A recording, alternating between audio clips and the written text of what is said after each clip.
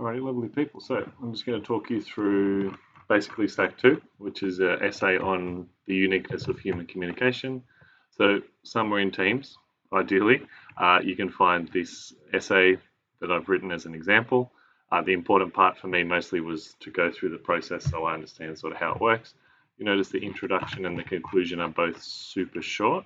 You're not really getting marked on a conclusion or an introduction. This isn't mainstream English, and so our focus is pretty much just to get into the juicy, meaty part of the discussion. So the three things you can bring into the SAC are your appendix, which is basically your overview of the design features of language from the Hockett's video. You can read the actual article as well.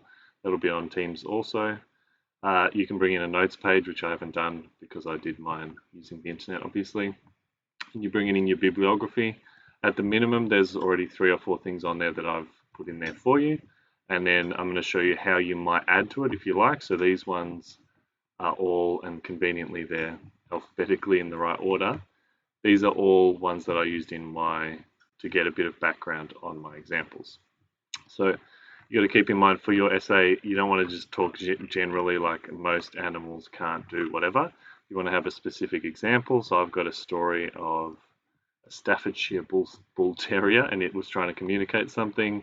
I've got examples of chimpanzees, and they're trying to trick people, basically. I've got examples. Kolber Hans effect is one of my examples. So my notes page would have sort of these things as dot points and a bit of information about them. I've got Stella the Instagram dog, and I've got Coco the gorilla. So these are sort of, my notes page would be dot points about those things, and some reminders about what those involve and what they're all about. So appendix, as I said, watch the video that I made, and then read the article if you prefer. And then in terms of the bibliography, just so you know how easy it is, so Kolber Hans effect is something I remember hearing somewhere, so you can just Google it. The next level, if you're trying to show off, is what I've got here. So I've just gone to Google, type in Scholar, so that's like, like Google News or something. It's a small part of Google, and I just typed in, as you can see, Kolber Hans effect. And then I picked out an article that, importantly, you are looking for these features. So along the right hand side, if it says PDF, that means there's a PDF you can open to read of it. And importantly, linguistics isn't, you can see, like, a 4-page academic article. It's not really that complicated. And when they are long, you can usually just read the introduction and the conclusion to work out what is going on. So if I read this article and it gave me any information at all that I felt was worthy of including in my essay, I would go back to here, and you're looking for the quotation mark. That'll pop up and say, which of these kind of formats of referencing do you prefer? I always choose APA because, I don't know, that's just what I do. So if I use that one, I'll just copy and paste it in, or in your case, write it, print it out, depending on how you want to bring it into the SAC.